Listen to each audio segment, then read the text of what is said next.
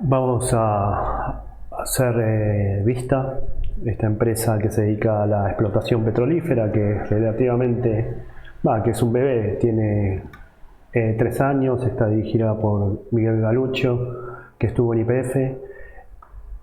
Y bueno, vamos a empezar con algún panorama que ellos proponen,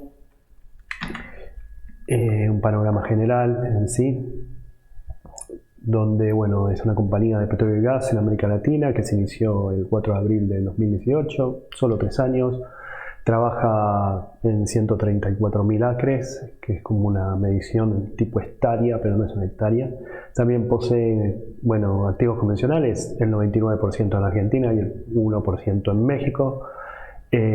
Bueno, son la mayor parte de la producción es a través del hidrocarburo, y en algunas novedades que ellos expresan son, bueno, los sólidos rendimientos en vaca muerta, donde la velocidad de perforación de los pozos, tengamos en cuenta que ya tiene casi prácticamente 7 pad, es decir, 7 lugares de trabajo, 7 áreas de trabajo, donde cada pad tiene alrededor de 4 pozos y más de 150 etapas, depende el pad. La velocidad del último fue entre 135%, es decir, con solo 3 años de experiencia la perforación se acelera más por la incorporación de tecnología, lo que hace que los costos sean inferiores, como vamos a ver posteriormente. Otras cosas son los clústeres operativos con sinergias. Son activos convencionales en el mismo clúster, en el mayor productor, en la mayor área de producción, que queda en Bajada de Palo Oeste, generando sinergias de costos operativos relacionados a la utilización conjunta de cuadrillas y contratos de servicio a la operación. Finalmente, este clúster actualmente posee suficiente capacidad de tratamiento para procesar hasta 40 millones de barriles de petróleo, millones de barriles de petróleo diarios, de petróleo crudo, 40.000 barriles, perdón. El equipo, hablan del equipo, que cada vez tiene más experiencia, la flexibilidad financiera, que ya una empresa que se endeuda mucho todavía, pero que va saliendo a flote, sobre todo en este trimestre, que dio positivo, como vamos a ver. Después habla de todos los riesgos, sobre todo el del año pasado, donde el precio del petróleo promedio estaba en 43.20, hoy ya no es problema, estamos a niveles del 2016, llegando al 2017 ya casi, y con futuros de petróleo al 2019. Habla del COVID, que todavía no está para nada solucionado ni resuelto el tema este. Habla del riesgo argentino, sobre la financiación sobre todo, donde alguna obligación negociable tuvieron que refinanciarla o rectificarla mediante el posterior pago de intereses, sobre todo el año pasado. Y un montón de riesgos más que tienen que ver con los recursos limitados, hasta dónde pueden dar, con el cambio de energía, etcétera, etcétera. Estos riesgos lo suelen usar las empresas para suscribir sus balances en el sistema ALGAR del SEC. Y bueno, cada cual tiene su riesgo, acá esto lo expresan y se puede pegar una leída mejor si quieren profundizar sobre cada una de las empresas. ¿Qué riesgo puede darse en concreto y de hecho genera una pérdida importante o una limitación o un retroceso, ¿no? En fin, vamos a los resultados. Comienza el ejercicio 2021 por primera vez casi con un resultado positivo de 4.785 millones de dólares. 4,78 millones de dólares, esto está mal. El 2020 inició con un déficit de 21,33 millones de dólares. Después lo corrijo, pido disculpas pertinentes, ¿no? De hecho, vamos a ver ahora los resultados, que está expresado en miles de pesos y yo lo expresé en millones. Me equivoqué al principio, por lo menos, ¿no? En miles, y está expresado en millones. Bueno, no importa. Como dije, es 4,7 millones de dólares positivo contra 21 millones negativos de dólares. Después tenemos que, como vamos a ver, que los ingresos por venta fueron 116 millones contra 73 millones. Un gran aumento, principalmente primero por el conflicto que hubo el año pasado y el resquemor de la producción y el inicio de la pandemia. Y este año, la operación que se puso en marcha, ¿no? Bueno, los aspectos destacados: se conectaron los PAT 6 y 7 en Bajada de Palo Este, que es la más importante. El PAT 6 fue hecho en 223 etapas, cuyo costo por etapa es de 120 millones, ahorrándose un 43% por etapa si se lo compara con el primer PAT. El PAT 7, aún mejor, se ahorró un 45%, es decir, creo que dio 100 millones de dólares, y fue hecho en 181 etapas.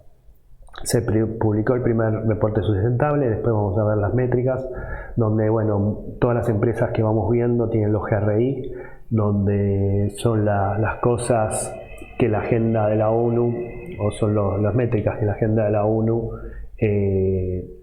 sugiere a cada empresa cumplir o por lo menos justificar que está haciendo por eso, ¿no? Es una manera de hacer un mundo más sustentable.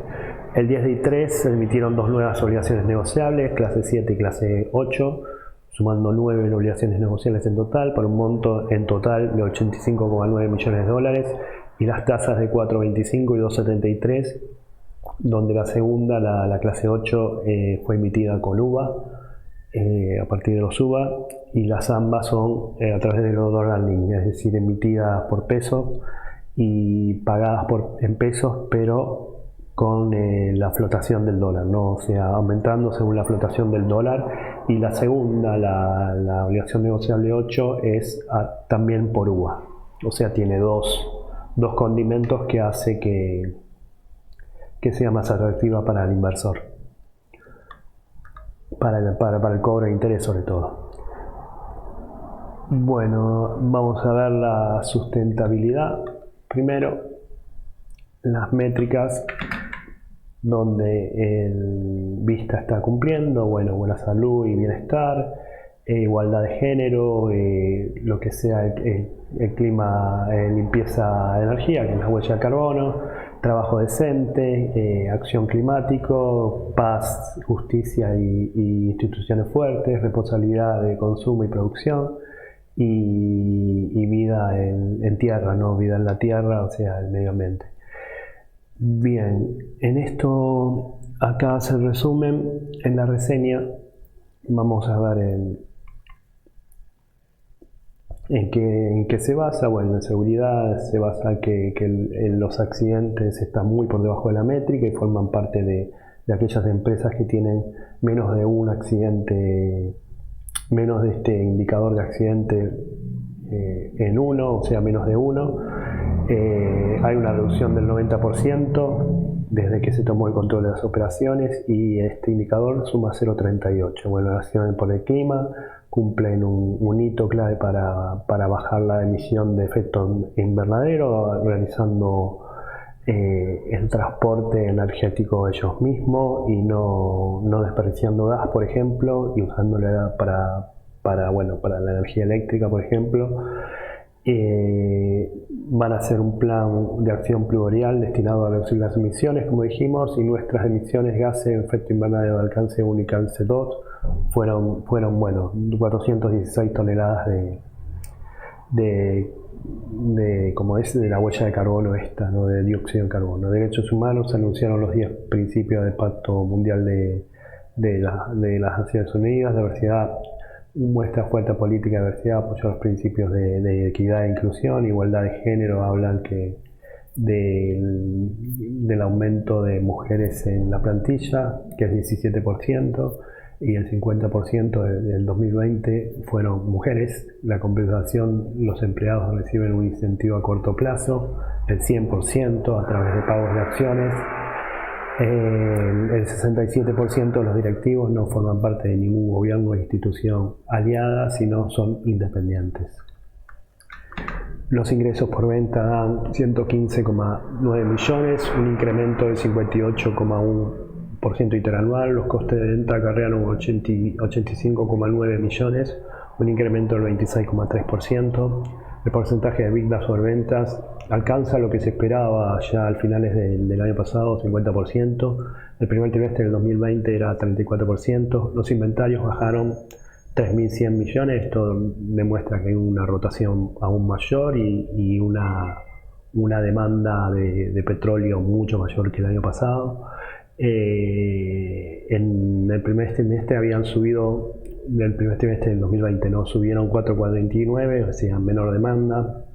Y el del petróleo, o sea, los inventarios cayeron un 51,6. No está muy claro esta parte, vamos a aclararla ahora. Primero vamos a ver lo que es el EBITDA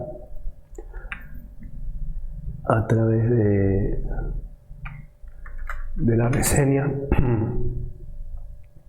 Acá está el EBITDA ajustado, que es más del doble, es un 131% más que el año pasado. En cuanto a los inventarios, tenemos, bueno, acá como dijimos, la utilidad bruta es 6 veces más que el año pasado, casi. Tenemos que los inventarios se usó más o menos, en los inventarios de petróleo se usó el doble, se usó el 50% de lo que había de inventario. El año pasado, en cambio, hubo sobrante. Y en cuanto a los inventarios totales, que incluyen los materiales, bueno, los materiales siguen igual, pero hay una baja del 50%, como dijimos anteriormente. En esto nada más. Vamos a la segmentación. El segmento se divide petróleo crudo, un 92,5% de las ventas, con una suba del 73% interanual. El gas natural, que es un 6,8% nada más, baja un 22%. Esto se debe a la baja primero del precio. El precio del barril promedio es de 45,5, subiendo un 6% y un 13% comparado con el interanual y el cuarto trimestre del 2020. El precio del gas está en 2 por esta medida, BTU, que no me acuerdo qué es, un 9% menos que interanual y una suba del 25% con respecto al...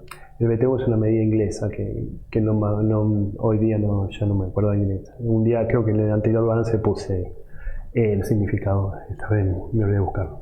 Una suba del 25% en el cuarto trimestre. Bueno, esta suba se debe principalmente por primero, bueno, el promedio tiende para abajo, pero en el plan gas, la idea es que cobre 3,8 dólares por MMBTU.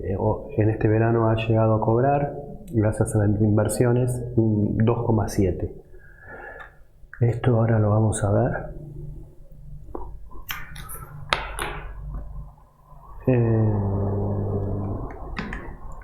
Primero, acá están los ingresos por petróleo, por venta y todo eso. 45, bueno, está en un 6 y un 13, el gas baja, pero acá, como dije, lo del plan gas se cobra 2,7, con la idea de cobrar en el futuro, en 2024, creo que es 2025, que es lo que dura el plan gas, 3,8 por MMBTU. Bien, seguimos. Por canal de distribución, refinerías 47%, de total a donde van la facturación, con una baja del 12%, pero hay exportaciones, cosa que sí se empezó a hacer a finales del año pasado, y el gas natural, que se usa más para generación eléctrica y para ayudar, bueno, a todo lo que sea energía termal y para todo lo que es los PAT y la necesidad de energía eléctrica, subieron un 429%. Esto es por la ampliación principalmente de los lugares de trabajo o del área de trabajo. Bien, acá tenemos Como dijimos, refinerías baja un poco, pero hay exportaciones, cosa que no había, y gas natural para energía eléctrica sube casi 6 veces. En la producción promedio diaria sube un 29% y un 11% del trimestre. Petróleo, el 78% del total de la producción y de las áreas, subió un interanual un 56%, crece un 15% en el trimestral. El gas baja 19% en el año, sube un 2% en el trimestre. Esto impulsado por el Plan Gas, y el GLP, el gas licuados, baja un 33% en el año y un 16% trimestral, ya que no hay como las fichas puestas en eso, ¿no? Esto en volúmenes, vamos a ver primero la producción total, que como dijimos en el petróleo va subiendo y ya está un 56 arriba, baja en el gas, pero sube trimestre por trimestre. Y las áreas de producción donde tenemos como bajada del palo este es a donde se aplica casi toda la producción. Cuando esto era menor que Entre Lomas en una época, esto es lo que está creciendo y a donde están construyendo los PAD día a día. Esto hablamos del total de la concesión, ¿no? Por supuesto que ocupa casi todo en petróleo, ¿no? Hay producción de gas y hay producción de gas licuado Entre Lomas, Bajo Oeste y Bajo Palo Este, y alguna cosa en México también. Los gastos de naturaleza acumulan 16,4 millones, una suba del 5% interanual. Los salarios y contribuciones imputan 5,5 millones, una baja del 4%. Esto es porque los sueldos casi todos son en base a dólar, pero hay en pesos también, sobre todo la parte administrativa. La dotación es de 373 empleados. Como el trabajo superó, es un 28,6 más que el trimestre pasado. El 62,8% son obreros o jornaleros, y esto lo vamos a ver acá. Esto lo tenemos acá. Bueno, acá el total gasto por venta aumenta, sobre todo por el transporte, que creció, el precio de la nafta sube. La baja acá se debe principalmente a salarios y contribuciones sociales, y lo que dije de los jornaleros está puesto en la página 88, donde tenemos 234 obreros, donde hay por lo menos 2 PAD más, hay 16 pozos más. Entonces los empleados administrativos más o menos son los mismos, pero los jornaleros hay un aumento muy importante, ¿no? Casi del 40%. Del 30%.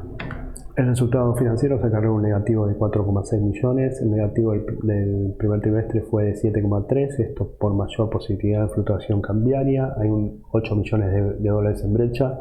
La deuda bruta alcanza los 549,8 millones, un incremento del 1,9 trimestral, donde el 85,2% es en dólares y el 49,8% se financia a través de 9 clases de obligaciones negociables financiadas acá por la CNB, y esto el Vista no cotiza acá, sino que cotiza en Nueva York.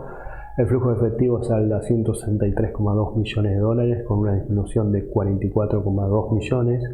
Esta suma es un 19,2% menos que el primer trimestre del 2020, donde disminuyó 31,8 millones. Esto es por la emisión de nuevos préstamos principalmente, como vimos. Vamos a ver la financiación, donde tenemos lo siguiente. Los ingresos, por intereses subieron, obviamente por mayores obligaciones negociables, mayor pago, pero la fluctuación, como dijimos, cambiaria es de 8 millones de dólares. En cuanto a la deuda,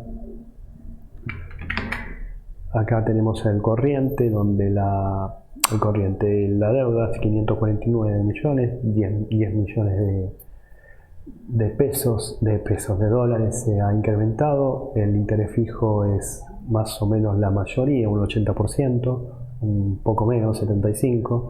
Esta es la financiación a través de los bancos de acá, BBVA, Banco Macro, Estándar, donde la mayoría es en dólares, en fijo. El LIBOR, que es 0,20, esto será más o menos 4,75, y las tasas promedio, bueno, al principio eran altas, sobre todo en las emisiones del 2019, pero después fueron bajando y algunas son mediante dólar link, otras son, esta es con uvas, por ejemplo, como lo que habíamos visto, todavía no se ha pagado y son las que vencen en marzo y septiembre del 2024.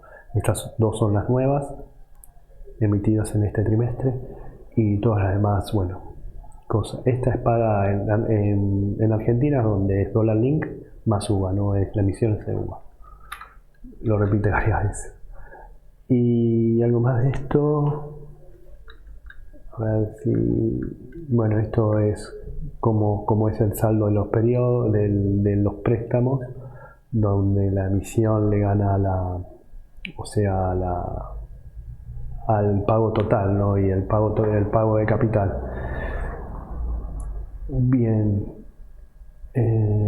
Igualmente lo que se destaca es que esto es 1 de enero del 2020 al 31 de diciembre del 2020. Esto es 1 de enero del 2021 hasta el 31 de marzo del 2021. O sea, el ritmo de avance no es tan vertiginoso tampoco. En el flujo de fondos tenemos lo siguiente. Bueno, acá está la baja de 44 millones, principalmente por el pago de capital en los préstamos, que fue mayor que el año pasado, y la emisión, ¿no? Las cuentas por cobrar, que hubo la cadena de pagos se paró un poco, por eso hay un defalco, algo así. No quiero decir defalco como una palabra así rara, pero hay una parada y una postergación en ese sentido. Acá nada más. El checklist que plantearon en el último trimestre del 2020 se está cumpliendo con todos los hitos. Después ahora vamos a ver la presentación y recordar cuáles eran. Por ejemplo, la baja del barril en menos de $8, esto es del costo. Hoy día se ha computado con $7,5. Etapas realizadas y nuevos puestos explotados, dijeron 16, o sea, de 20 iban a subir a 36 y lo hicieron. El promedio diario de millones de barriles, inversiones de $275 millones, etc. En mayo de este año ya se anunciaron el pago de las obligaciones negociables, la clase 1, que es la que más interés tiene. La clase 2 tiene más interés, tiene casi un 8% en dólares, la clase 2 un 2,7% en dólares y la clase 4 por 8,65 en pesos. Esto está ligado a la Bagdad. Vemos acá los hitos, principalmente los 16 pozos que ya se están trabajando, la producción que no está llegando a esto, llegó a 34, pero lo toman como un hito también entre el traqueo, la baja efectiva del 7,5, o sea, menor que 8 por barril, $8 por barril, el ajuste por EBITDA que también se ha cumplido, las inversiones se han cumplido también, y la deuda bruta más o menos, si se descuentan un poco el flujo de fondos, se está ahí al margen, ¿no? Hoy es 549, pero la idea es mantener esa deuda. Y por último, en esto, sé que la estaba haciendo largo, pero hay mucha información que nos brinda vista, ¿no? O sea, hay bastante ordenada la información. Bueno, acá es lo que dijimos del pago de clase 4, que será el 7 de mayo, el pago de clase 2, que es en dólares, el 7 de mayo también, con un 2,7% del valor nominal, el pago de intereses, ¿no? Nada de capital, y el 1,96% el valor nominal de la clase 1. Bueno, culminamos con la liquidez, que pasa de 0,8 a 0,74, nos organiza 0,59, el valor del libro 5,87, la cotización es menor, 2,66, por ende está barata por ahora, mientras si sigue así está barata, ¿no? La capitalización es $233,8 millones, la ganancia por acción es casi nula, 0,055, y una cosa para terminar, que es la historia de esto, ¿no? El precio final hoy día está más o menos la acción en 2.150 por ahí, Cuando inició todo esto, la acción estaba más o menos en 2200. Esta acción ha bajado, ha fluctuado, ha perdido todo eso, ha llegado a 3000 y pico, pero por primera vez en todo el ejercicio que está cotizando dio positivo. Por ende puede ser una buena oportunidad, más con todos los valores que dijimos. Es todo, gracias. Upa.